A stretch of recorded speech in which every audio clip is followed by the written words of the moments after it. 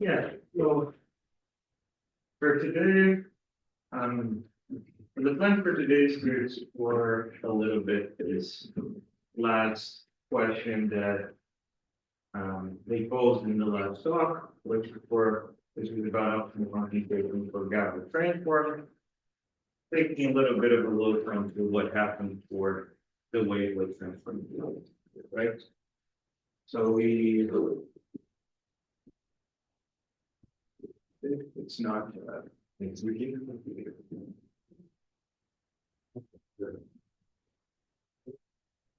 yeah. Right.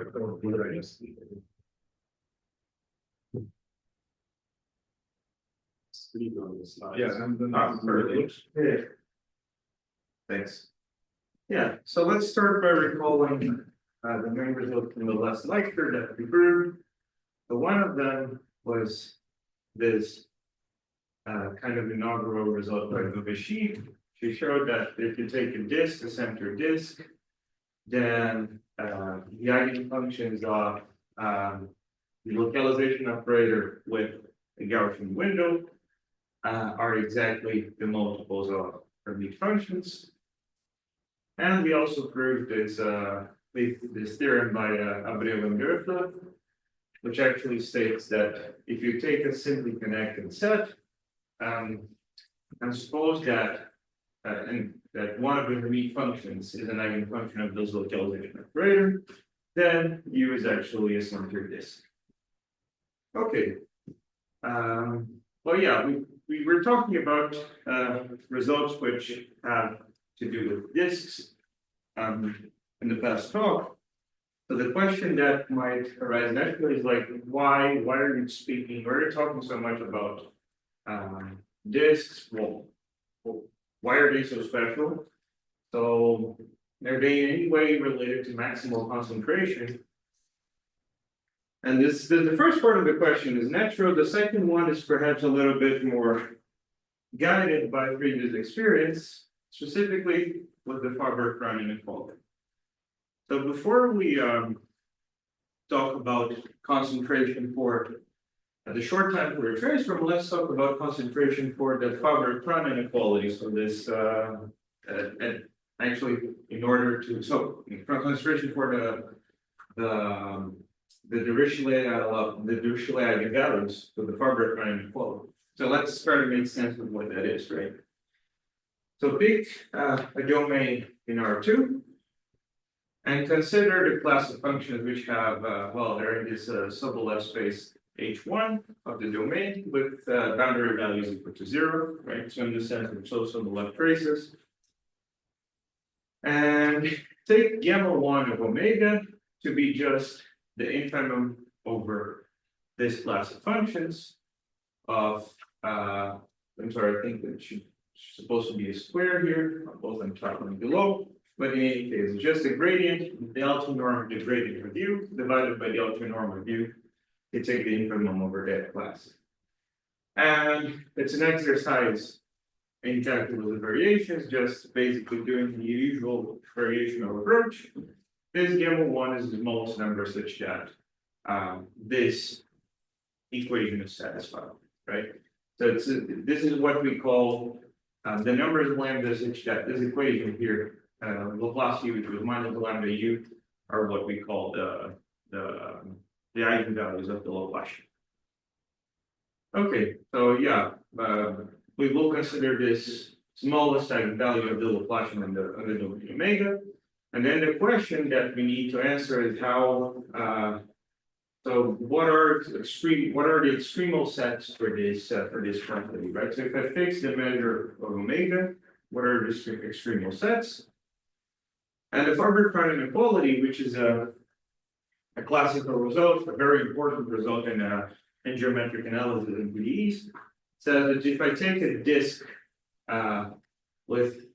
which has the same Lebesgue measure as omega, then its first eigenvalue is always less than or equal to the first eigenvalue of omega. Here we're talking about a Dirichlet eigenvalue in this one, right? And there is equality if and only if omega is itself a disk.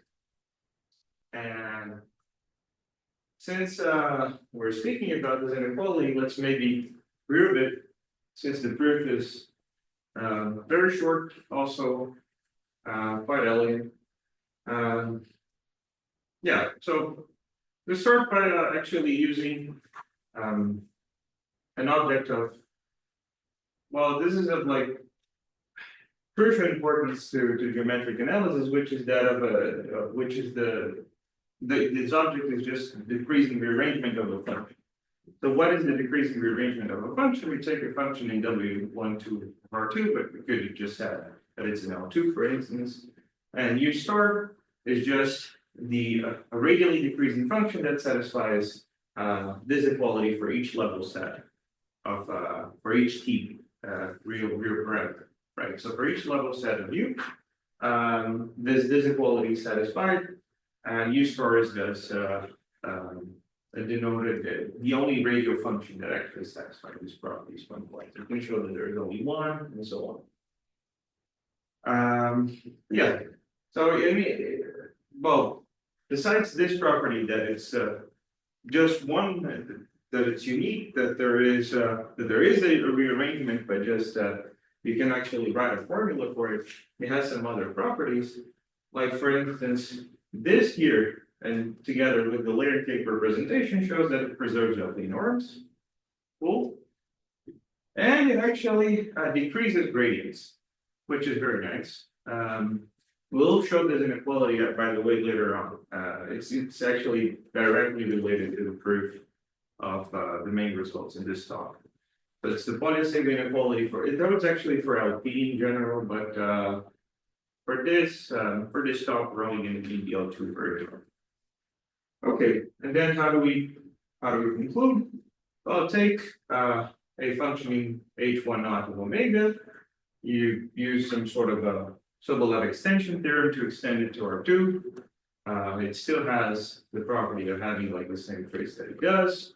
Consider its rearrangement, or you can extend it to R2 to be 0, right? Because the trace is 0, to be 0 outside. You consider its rearrangement, and then by definition of gamma 1 of omega star, this inequality holds because U star is going to be a function that is admissible for this class.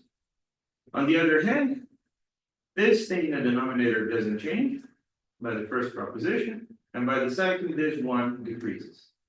So the quotient actually, we get a bound for the quotient, and this here we take infimum over all U of that form, and we get the inequality that we do. So it's a very quick proof of the Faber-Brown inequality, and well, as we see, there's a crucial thing here of using rearrangements in this proof in order to basically. So in other words, this is kind of like this is kind of like the same idea as we're transporting directly our mass into our optimizer. So there is kind of an optimal transport vibe here as well. So it's like you take any set and you cut by doing the rearrangement, you're kind of transporting directly onto what you think the optimizers are. And here we're taking a look at that. Actually, these are optimizers since this transport map is actually well behaved. So it's kind of the overall philosophy in this inequality. Many inequalities of similar flavor in geometric measures here. And omega star here is just the rearrangement of omega. Yeah, exactly. It's just a set like a disk with the same measure, same Lebesgue measure as omega, and any disk. Any disk. Well, actually, here in order to make this inequality hold, it needs to be centered. So, yeah. Okay. But since this is invariant, this eigenvalue is just invariant under translations. We can. There's no problem in supposing that it's a centered disk. Inequality. So you want to describe the equality case here, right? So the equality holds actually if and only if we have equality in the polynomial inequality, and this holds if and only if the function u is actually radial. So if the function u is radial, you can show that the domain had to be radial itself. And then if it's radio, it had to be a disk by just an explicit computation. For instance, if it's an animals, you can compute explicitly what the first eigenfunction is. You can show that actually you're much better off if the whole mass is concentrated around the origin, for instance.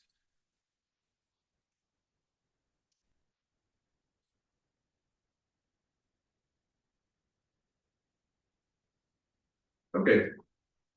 So maybe we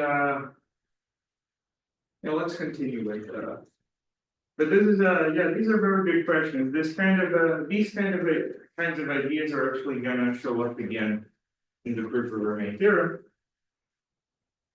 which is the following. So the main theorem that I would like to discuss today is this very recent result by Nicola and Paulo Titi, which basically says that a Faber-French inequality holds for the Gabor transform, right? So take the Gabor transform, so the Gaussian window, normalized Gaussian window. Then one of its versions, you can write it in the following way. Suppose that it concentrates in the order 1 minus epsilon S1 set U. Then the measure of the set has to be at least log of 1 over epsilon. With equality here if and only if U is a ball or a disk.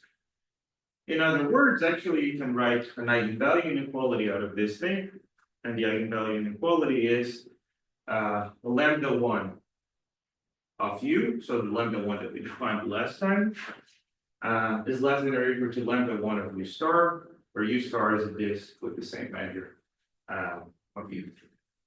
And our goal from now is going to be to understand this proof by Nicola and Keeley, and also some of its consequences. So there are related results in this area, also for wavelength transforms, for higher dimensions. We have been talking about dimension 2 up to this point, but for higher dimensions, there's several results just as well.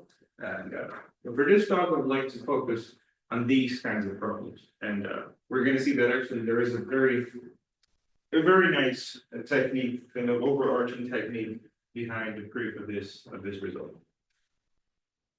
Okay, so the first step, or let's say the step 0 in our proof, is to translate what we want to prove in terms of the bargaining space, right? So we have the Gabor transform.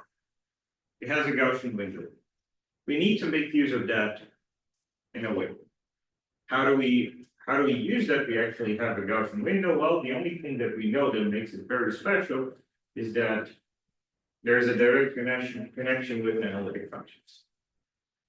So if we use the interpretation of lambda 1 through the bargaining transform, actually the result by Nicola and Keeley, so this one can actually be rephrased as this. You can compute what the eigenvalue is for a disk, for a centered disk, by the way. It's just 1 minus e to the minus measure of U. So Nicola and Keeley actually, as a matter of fact, proved this inequality for any U and for any F in the Fock space. So, and there is equality if and only if U is a disk, and F is the reproducing kernel for the Bargaining Fock space. Let's work with this instead. Right, so our aim is to prove this inequality. And we're going to need some preliminary results. Some preliminary results, actually, in order to prove that. The first one is, well, let's just recall what the parametric inequality says. To take a bounded set, sorry, this is supposed to be S, of finite perimeter, then 4 pi times the volume of S is that most the perimeter of the boundary of the perimeter of S squared with equality finally is S is an Euclidean point. Okay, so we have the parametric inequality. This statement is of course very particular to dimension 2, but since we're working on dimension 2 for now, let's just focus on that. And the next prerequisite that we would like to discuss with you is Another kind of rearrangements. So these are not going to be the symmetrically, the radially decreasing rearrangements, but these are going to be like the one-dimensional rearrangements of a function, a non-negative function. So take a non-negative function in L2 of the complex plane, or L2 over R2. We define its one-dimensional rearrangement, which is what we're going to be working with for the remainder of this talk, mostly, except for the proof of the polysigma inequality that we're going to be seeing in a second. It's going to be just this function, and well, it has this very weird definition, but as a matter of fact, what it does is that it inverts the distribution function of V. So if you take this mu of t to be just a distribution, so the measure of the set where V is greater than t, then mu of V star of S equals S for almost every S. That's what it does. We're just explicitly saying what the inverse of this distribution looks like. Okay. As a matter of fact, we can exploit this property to our favor. And indeed, so if we use the co-area formula, and then maybe I'm just going to need to write one thing on the blackboard. It's not going to be that long.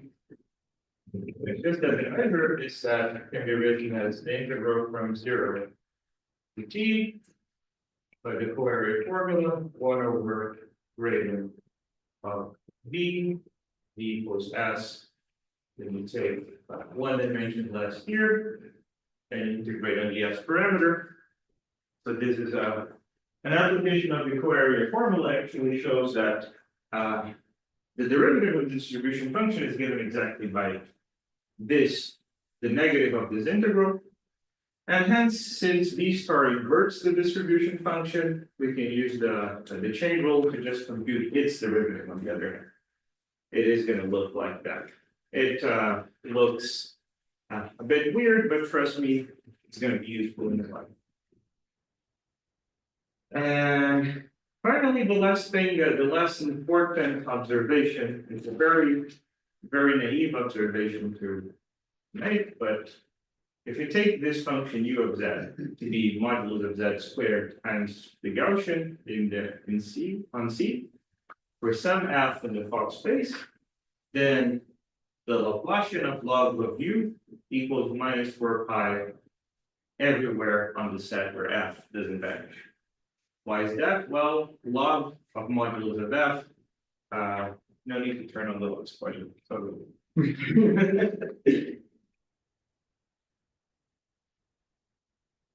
but this is just going to be a sum of deltas at the zeros of f.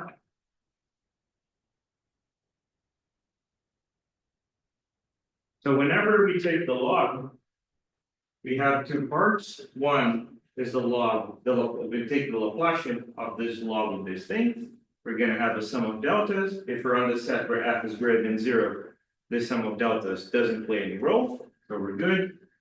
Hence, the Laplacian only falls to the log of this, which is minus modulus of z squared times pi, and then we get just an explicit computation shows what this looks. This is actually going to be extremely important to us, and the reason why everything works in our proof. Okay, so maybe before we go on to prove the inequality theorem, how about we try a little warm-up exercise? So proving the polysigma inequality, right? Okay, let's compute. Let's start with the computation. So the set for u star. So u star here. Sorry about the whole massive notation, but here u star is going to be the radial decreasing rearrangement just for this line. For the following slides, it's not going to be here. It's going to be the one-dimensional line. But for this one, it's the radial rearrangement. Okay, but what do we have? We have, well, this is a ball because this is a radial function, and this is a sort of a sphere, and this is a ball. Hence, we have the equality, the isoperimetric inequality, this first identity holds. Right, but we have the following property of the rearrangement, which is, well, it has the same, it's equimeasurable with the function itself. So this second identity holds. Now we use the other side of the isoperimetric inequality. Inbound this expression from above, like this. And then we just write this as the integral over u equals t of 1. We use Cauchy-Schwarz, we get this product right there. Well, since we remarked that this distribution function is equal to this one, by the Poirier formula again, this identity has to hold for almost every t, which implies that, look, if I take a look at what is written here in this inequality, so let's look at this greater than or equal to this thing, right? So this part right here, we just argued that we can replace by this other one. So we can pass on dividing by that. So we're going to get this measure of this sphere squared divided by this part right here, which is exactly what is on what is down there below. This is less than this integral over u equals t of the magnitude of well, the gradient of u. On the other hand, actually, since everything here is actually an equality, it's an equality for u star as well. So it's a ball, everything, the gradient is actually constant, so there is equality. So if we did nothing here, but we did this, the same folder with u star, it's actually an equality because the gradient is constant in magnitude along the sphere. And this whole thing here that we just wrote equals this thing. Well, now we use the Poirier formula again. So the Poirier formula is going to tell us that the integral of this squared is just the integral from 0 to infinity.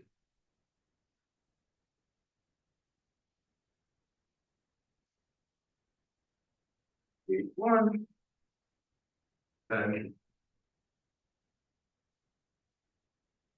So we found a lower bound for this thing in terms of the same thing, but for u star. So we integrate and we get the Poisson inequality. And we see exactly as Jim was actually pointing out before, the equality phases here, right? So there is equality and only if there is equality in this isoperimetric inequality. So there's only happens actually if this level set is evolved itself. Also, actually, there is also equality here if and only if the gradient is constant, which shows that u has to be radial and so on and so on. Yeah, so that is a very classical proof by Pauli and Sebo, but as we're going to see right now, it's actually the main argument in the proof of the inequality theorem, right? So let's maybe try to explore what the theorem is trying to accomplish. Okay, so let's prove the Fock space result as we had indicated before. So now we'll take the function in Fock space, and well, since maybe you could have guessed from the spoilers, we're going to define a function u of z, which is just going to be modulus of z of f squared times the Gaussian. And we claim that it's enough to prove for this function I of s equals the integral of u, where u is greater than u star of s, this inequality. Well, why is that? The reason is, look, for a given set u of with Lebesgue measure equal to s, this inequality holds. Well, suppose not, then there is a certain proportion of u where where a proportion of capital U where the function u is less than u star of s. Then we exchange it by the proportion of similar measure within this type. Well, we exchange something where the function u was smaller than u star of s, but something with the same measure where it was larger than u star of s. So we can only increase the integral. Okay, so we increase the integral by just replacing the set u by super level sets of our function. Okay, so we did nothing too sophisticated there, although it's a nice reduction. It's basically saying, well, instead of proving for arbitrary sets, we can look at super level sets instead. Okay, and finally, and then, well, for this inequality, this is exactly the inequality that we wanted to prove about f about concentration of f, just in the language of u using this reduction. Okay, so we need to prove this for each s. All right, so the first step, which we're going to see in a minute why it's important, is to compute the derivative of I. Okay, the plain derivative of I is just u star of s, and that's why we have defined this one-dimensional viewing. And why is that? Well, we can just write it in the following form. So I of s plus h minus I of s over h. Well, h can be written in this form just by the definition of these sets. So these sets have measure equal to s. And this integral is just the definition of I of s. So then this is just the integral of u of z over the set where it's actually sandwiched between two guys, and you divide by the measure of the set. So this thing here is going to converge to u star of s for almost every s. Okay. Oh, good. So that is not too hard to so that is not too hard to prove that this is actually the case for almost every s. Let's go on to the step 2. And why did I just compute the derivative of this function I? Well, it turns out that proving the inequality that I of s is less than or equal to 1 minus e to the minus s is equivalent to quantity change variable to proving that this function g, where we just replace s by minus log of sigma, is under a certain linear function. Okay, so we replaced this weird upper bound by showing that a certain function g lies underneath a linear function, like an affine function. But then that is implied, for instance, if g is convex. Why? Well, in that case, we would have, so the function, this is 1 minus sigma. If the function g does something like this, if it's convex and matches this function at the endpoints, we're good. So we just, for instance, if we prove that the function g is convex, we're going to be able to prove this inequality. We undo the chain of variables. We're going to have proven the result, right? So let's verify that it actually does indeed match the condition. So g at 0 is just the limit where s goes to infinity of I of s, which, well, u star of s goes to 0 as s goes to infinity. Hence, this converges to the integral of u of z. And u of z is just this thing. So in the integral over the whole complex plane is just the L2 norm of f. We fix it to be 1. Hence, this thing here is 1. On the other hand, g of 1 is what? It's just I of 0, which is the integral of u greater than u star of 0, but this is just the L infinity norm of u. You can just compute what this u star of 0 is. Well, the set where u is greater than its L infinity norm has to be it's strictly larger, right? It has to have a Lebesgue measure equal to 0. So we're indeed verified that we are in the case where the endpoints match. So we just need to prove convexity, and we're done. Okay, so then let's see what convexity for g actually means.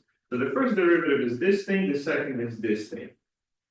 All right, so this being greater than or equal to 0 for any sigma between 0 and 1 is just equivalent to I prime plus I double prime being greater than or equal to 0 for all s.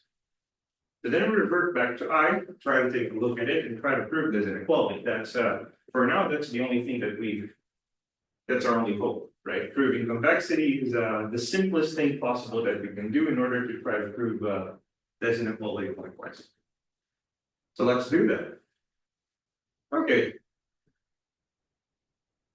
So we computed that prime. It was u star of s. But we computed also I double prime of s. What was that? Well, that was the derivative of the rearrangement.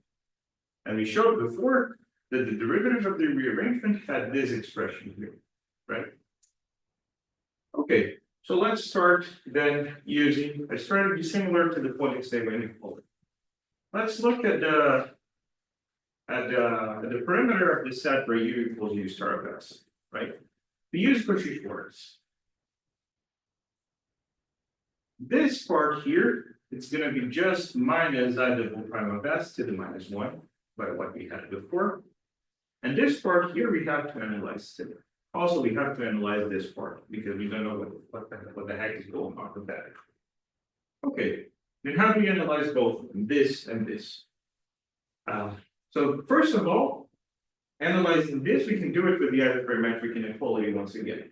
This part right there is bounded by the isoperimetric inequality by the perimeter of the set where u equals u star, which is bounded by this whole thing. So we reduce our inequality to this, and this set, if you recall, has measure s. So this part here is just 4 pi times s, the left-hand side. Okay. Now we try to work on the right-hand side. So we need to find out how to compute this thing. And that's where the magic comes in. So let's divide it by t. The modulus of the gradient of u over the set where u equals t, right? So this is just so this interval is just going to just multiply and divide by u star of s. So we can write this integral here alternatively like this. Okay, so it's just yeah, so it's yeah, exactly. It's just a simple computation because t is equals to u almost everywhere in this set. So this integral here is just a modulus of the gradient of u over u, which equals, so the gradient of the log of u is just a gradient of u over u. When we take inner product with this other thing, the only thing remaining is just a modulus of the gradient divided by u. But then the nice thing that really enables everything that we're doing, that makes it possible to carry out this computation, is that this thing right there is just the negative of the outward pointing normal at this set. So then we can integrate by parts. We can use the divergence theorem. Right? So we use the divergence theorem with this thing. This is minus the Laplacian of log of u. T is a fixed positive parameter. We know that the Laplacian of log of u equals minus 4 pi pointwise on this set. Hence, this is just 4 pi times the measure of this set. So if we just replace it back, so this is an identity. This is not an inequality. I'm just computing exactly what this thing is. So we just take a look at what we just did. This is going to be exactly equal to this thing right there. It's going to be u star of s times 4 pi times the measure of this set. We cancel out the measure on both sides. We cancel the 4 pi. U star of s is just I prime and return. That's basically it. That's the proof. So we have concluded what we wanted. That I prime was I double prime is greater than or equal to 0. And hence, the convexity is proved. Since the convexity is proved, I has to lie underneath 1 minus e to the minus s. And we have proved the theorem. Except for the equality case. The equality case is a little bit more complicated than the Faber-Crane inequality, but not too much. So let's see more or less how we can do that. So suppose that we have I of s naught equals 1 minus e to the minus s naught for some s naught greater than 0. Then by the change of variables, g has to satisfy the same thing for some point. So it is a convex function for which at some point here in the middle, it touches as well. But it's convex, hence it has to be identically equal. Right? So that's what we have. G of sigma is just 1 minus sigma for all sigma between 0 and 1. And what do we do now? This implies that the second derivative has to be identically 0. But it's equivalent, on the other hand, to I prime plus I double prime being identically 0. And we proved that it's greater than or equal to 0 by a chain of inequalities. Well, when can equality hold in this chain? First of all, Cauchy-Schwarz, this thing has to be constant on the boundary. Second of all, as a parametric inequality, equality only holds if this level set is a ball. So the level sets are balls. So let's fix one of the level sets, which is a ball, and let's analyze it. It's basically over at this point. Okay, look at the function log of u. It's Laplacian equals minus 4 pi here, and it is constant on the boundary, right? So it's exactly what just the definition of log of u. But then if we take a function w of z to be a constant to be adjusted minus 5 times z minus z naught squared, this satisfies exactly the same conditions. It's Laplacian, it's going to be it's going to be equal to minus 4 pi pointwise, and it's going to, if we adjust the constant c, it's going to match with the constant log of t naught on the boundary. Hence, since it satisfies the same PDE with the same boundary values, they have to be equal pointwise. If they're equal pointwise, then, well, what was log of u? This was the log of modulus of x squared times the Gaussian. We just take exponentials on both sides. We're going to conclude that e to the minus 5 times this thing equals the modulus of x squared. You open it up and you see that the condition that f equals a reproducing term just appears directly from there. So that's basically it. One could have argued differently, like we didn't even use that these things were constant at the boundary. We could have used that. We could. There are several different ways to argue equality. There's like also a way where you just look at I prime at 0, and you show that you have an inequality that has to be an equality as a matter of fact, and that only holds for disks as well. You could use something called the Serine overdetermined problem and PDEs in order to solve this thing. There's like at least 4 or 5 different proofs of the uniqueness part in this theorem, but this is just one of them, maybe the fastest, the quickest one. Okay, so that was the proof of the Nicola TD theorem. But well, there is still a lot of time, so let's see what else we can do with these same techniques, right? So, as a matter of fact, we can prove stuff for wavelet transform. So I said that there's a lot of time, but I don't know how much time I have left. Maybe 20 minutes. Yeah, it's more than enough. So in the Fock case, if you take a wavelet transform, I think we mentioned last time. Yesterday, we mentioned that the wavelet transform for certain windows actually yields classes of analytic functions. And of course, we can consider the same concentration problem on sets of the upper half space. Right now, we have to modify our notion of concentration to be kind of well suited to the metric we're considering. So we're integrating with respect to this hyperbolic measure on the upper half space. Therefore, the natural measure that we're going to be considering for our sets themselves is going to be the hyperbolic measure. And what we can prove in conjunction with the Apollo TV is that if the windows are nice, in the sense that this generates an analytic, like an analytic space, that we can translate everything in terms of analytic functions, then we can prove the same result. Where here U and U star, well, U is a set with, well, let's say that its hyperbolic measure on the unit disk is fixed, and U star is a disk, a hyperbolic disk, which coincides with an Euclidean disk, by the way, with the same hyperbolic measure as U. So we're just saying that the same thing holds, but the geometry is slightly different. Right now, we need to consider the hyperbolic space instead. And I think it's a nice idea to try to maybe quickly prove this result, as we have already seen the ideas behind the proof. So yeah, first of all, we map the upper half space to the disk, and we can rephrase our theorem as follows. So among all sets in the disk with hyperbolic measure equal to S, then this inequality holds with equality if and only if the set itself is a disk of hyperbolic measure S. Okay, how do we prove this inequality? Well, we need to define this a certain notion of hyperbolic rearrangement. So take this function v double star of S to be just the inverse of the hyperbolic, sorry, this is supposed to be mu, the hyperbolic measure of v greater than t.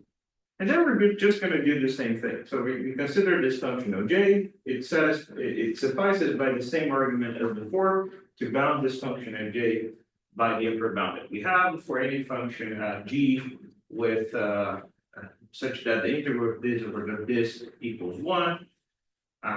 But how do we prove an inequality like that for j? Well, you take sigma to be this, you consider L of sigma to be j applied at the S that you obtain from sigma. We want to show again that L of sigma is less than 1 minus sigma. We again, it's very easy to compute. We can show very quickly that L matches on the endpoints at 0 and 1. It matches this function on the endpoints. Therefore, we only want to prove convexity again of this function L. But in convexity of this function L, well, we have the expression for sigma, we have the expression for j. We know that if you differentiate this function, we're going to get v double star of S. If you differentiate v double star, we're going to get an expression very similar to the short time Fourier transform case. Which is exactly what we're highlighting here. So we have, it's adapted, of course, to the hyperbolic case we're considering, but everything is carried out in a very similar manner. And the inequality that we need to prove in order to show the convexity of this L is this inequality right there. So well, let's try to prove this inequality. Right now, we start by looking at this object instead. This object is a kind of hyperbolic perimeter of the set. There is a hyperbolic isoperimetric inequality which guarantees this lower bound. We can use the same upper bound as we did before, so we're going to get one term of this kind here times this integral of the modulus of the gradient over the sphere, and then we need the last. So the ingredients that we needed were a kind of isoperimetric inequality, a kind of rearrangement, and a magical identity for the Laplacian of the log. And the magical identity for the Laplacian of the log that we get is this. It's it's tedious to compute that, but once we do that, so the Laplacian of log of v for v of this form is just a multiple of the metric. That's what we need. So then, just integrating by parts again, we get that this integral here, and we integrate by parts in the exact same fashion as we did before. We get this integral equals 4 times j of S times S. We substitute it here, we see what the lower bound is that we have and what the upper bound is. And if we simplify everything, we're going to get the convexity S. So just in order to drive home the point that this technique is quite robust. We can apply it in several different contexts. Besides this context of the hyperbolic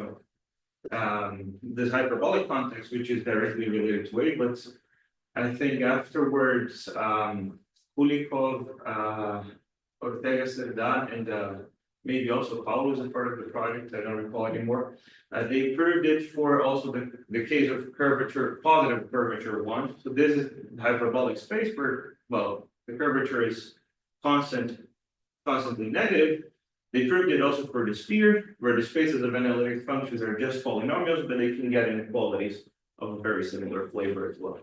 So these techniques developed by Paulo Titi and by Fabio Nicola and Paulo Titi are very robust in this, and you can get results basically for any model with constant curvature that you can get. If the curvature is not constant, then there are some results, but maybe one does not expect them to be sharp. Okay, so maybe we are maybe you should just like make some remarks about the proof we just saw. And the first of them is that so far we have limited our discussion to dimension one, but there is no need to do that, except that signal processing just says that dimension one is interesting. So the interest in this concentration in dimension one is mainly due to signal processing, but from a pure mathematical point of view, you could ask the same questions in higher dimensions, define what a short time for a transform and a wavelet transform are in higher dimensions. And as a matter of fact, for dimensions, for even dimensions, the result, we can get a result like this one, but just the same proof, right? We have a translation of the short time for a transform with the Gaussian window in dimension in RD with analytic functions on CD. Therefore, everything that we just did works out more or less the same way. For other dimensions, on the other hand, you need to define a space. There is no connection to the short time for a transform anymore. It's a short time for a transform, as we saw, is a kind of naturally two-dimensional thing, right? So it takes an RD function defined in RD, and it returns you a function defined in RD times RD. But you can still say something about the abstract problem of computing the suprema. And there's a theorem of Kalai, I think from maybe this year or last year, that if you define a class of functions, there are several other conditions, but the bottom line is that it's real analytic and its log it's supposed to be R2B, and its log of its not R2B, R2B equals 1 for odd dimensions, and the log of its absolute value is superharmonic, then we can actually show that this quotient is maximized for disks again. This morally the same proof works.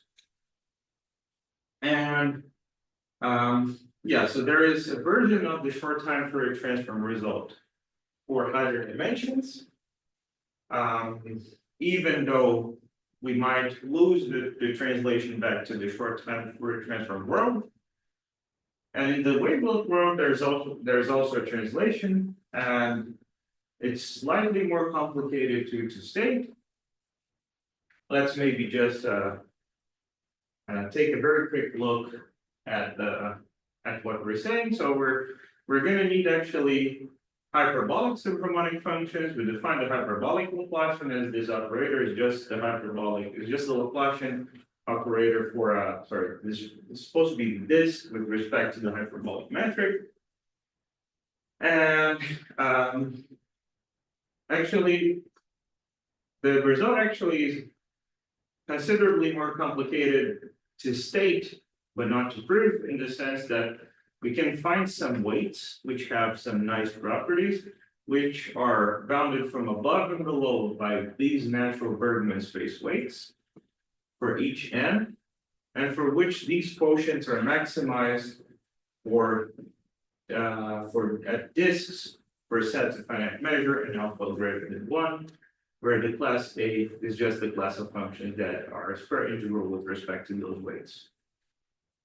Well, the proof is just the same as it just showed you, that basically the only reason why we need to construct it different ways is that the hyperbolic Laplacian of the log of this is no longer a multiple of the metric if I take this function itself. On the other hand, you can construct a function which is which satisfies that its hyperbolic Laplacian of its log is a multiple of the metric, and it's equivalent to those weights. Well, all well and good. We have a result in any dimension, but then you might ask, what is the relationship between that result and wavelets, right? So that is a very abstract result in any dimension, and does it have anything to do with wavelets for higher dimensions? And the last remark that I wanted to make is that unlike the short time Fourier transform case, where actually for all even dimensions, we have that the result for the Fock space can be translated back into a result for the short time Fourier transform. For the wavelet transform, the only dimension where there is a connection is dimension 1. And this is a result also by David Alai and myself. And what we did was to show that, well, if you take any dimension greater than or equal to 2, then there isn't. The only window side in L2 such that the function that takes a pair x and t onto t to the beta times the wavelet transform with window side of alpha x minus t is hyperbolic harmonic, and the same function in absolute value is log hyperbolic subharmonic is the wave is psi of 0.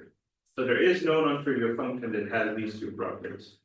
And if we take a look at what we showed in dimension 1, this was exactly the case for n equals 1. There are windows that satisfy exactly those conditions. They give rise to the Bergman spaces. So this function is not only hyperbolic harmonic, but it's going to be an analytic function of the upper half space in dimension 1.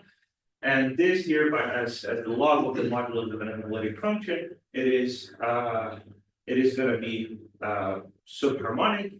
And hyperbolic subharmonic and subharmonic in dimension 2 are the same because the hyperbolic Laplacian matches the usual Laplacian in dimension 2. So this distinction that the hyperbolic Laplacian and the usual Laplacian match in dimension 2 seems to be critical. And the reason why there is no connection between this result and wavelets in higher dimension. But for dimension n equals 1 or for the two-dimensional Bergman space result, there are so it's the only one where we can actually say that there are connections. Yeah, so unfortunately I don't think I have time to prove this. So the proof of that actually does way more than I'm advertising here. We're able to characterize all windows such that this property holds. They're given by their Fourier transforms are like a power of t to the alpha times certain Bessel functions. You can get some functional equations for them that can show that all the windows such that the first property holds are a power on the Fourier side, they're a power times the Bessel function.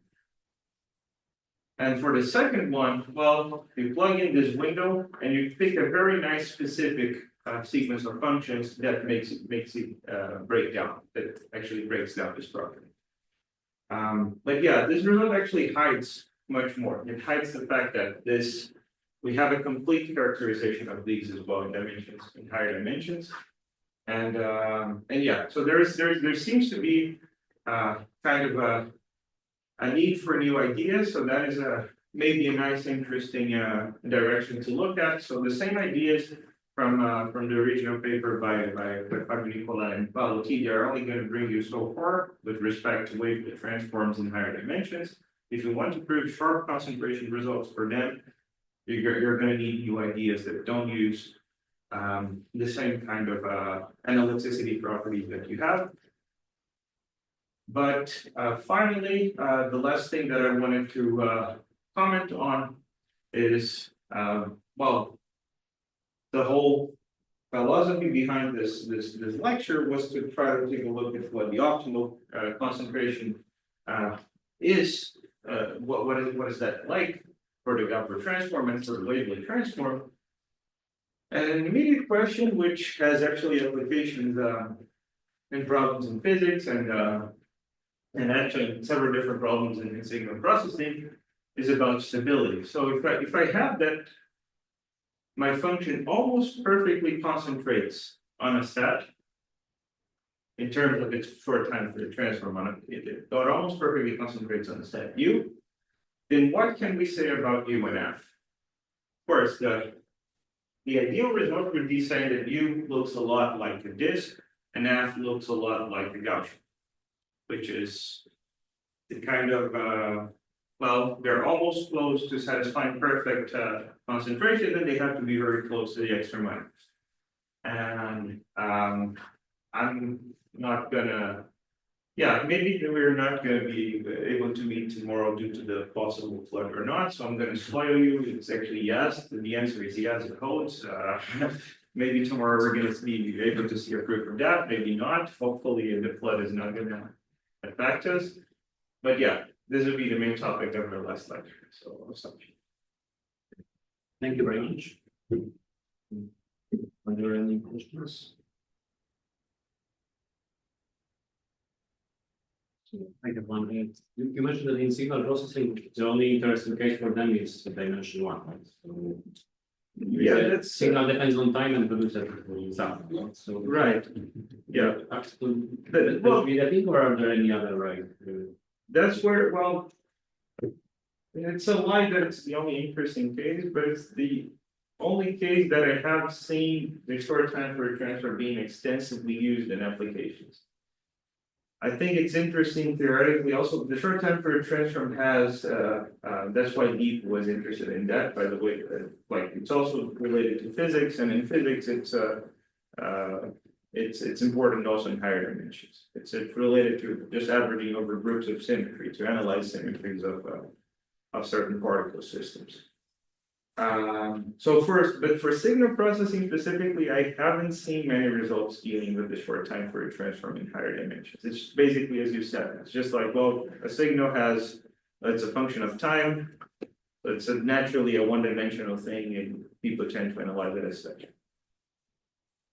And another related question, so I understand that we are taking the Gaussian function to be a window because that makes the analysis possible somehow. But in application, do they actually take the Gaussian function? Oh yeah, they that is the most important window for them. So they are not taking a compact Isabelle function, but well, when I think about applications, they will take a compact Isabelle function, but maybe there's a right. They do take a Gaussian function and a compactly supported function at the same time. You just truncate the Gaussian. And they say, so for applications, it's the rate of truncation works just fine. Okay. So if they truncate the Gaussian, it's still going to be, if they truncate it well enough, it's still going to be Fourier concentrated on the roughly the same set. And the analysis is like for the Gaussian. Yeah, exactly. But the analysis most of the time is for the Gaussian. I think there are a couple of instances in signal processing where they need to use different windows. And, but I have almost never seen anything too exotic in that sense. So it's generally either something like, I don't know, they take a very basic guess of, I don't know, a function with positive function with positive Fourier transform, which has some nice support properties, so that you can concentrate both of space and frequency.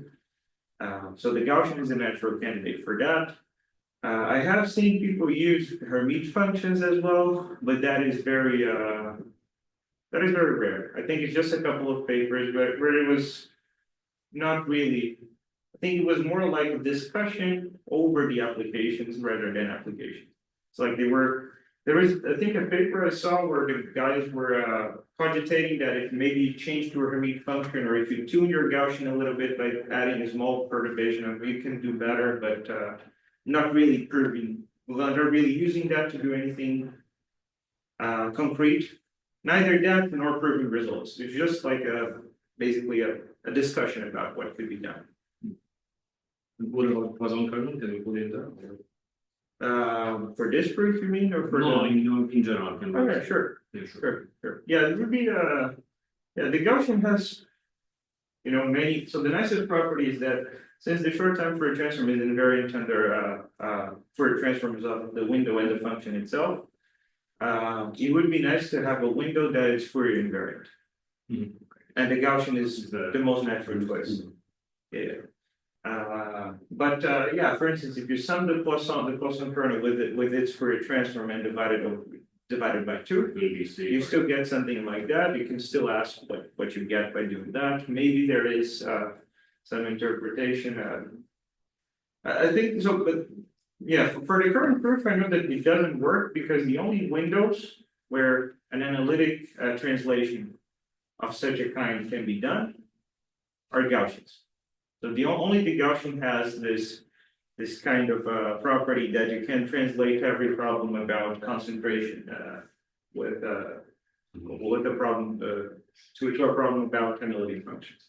But maybe for if you take something different that it's still, I don't know, let's say that's so familiar to us in harmonic analysis, then this technique completely breaks down. You need something else, and it's for that result, it's completely we're completely like empty-handed, which is arguably the nice case, right? Because we don't have an elasticity, we should be able to overcome that in a way. So you put in some of your theorems in higher dimensions, you have this hypothesis. You're looking at real analytic functions whose the log of the active value is subharmonic Yes. or this hyperbolic harmonic. So how rich is this class, I mean, of functions? Does it go way beyond those functions that come from complex analytic functions? That's a good question. I think it does go a little beyond that. Well, actually, the proofs you can most likely remove by just a density argument, the condition that they're real analytic.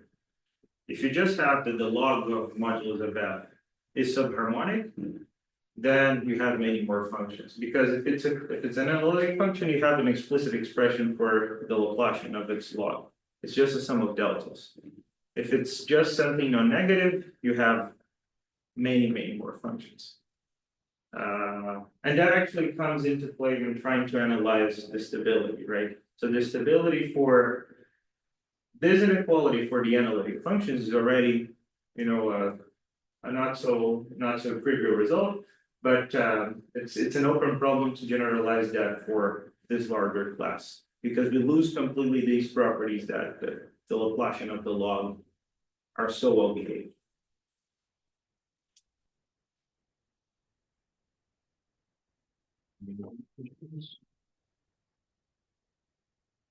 People, then thank you for that very nice job, and we meet back tomorrow. What kind?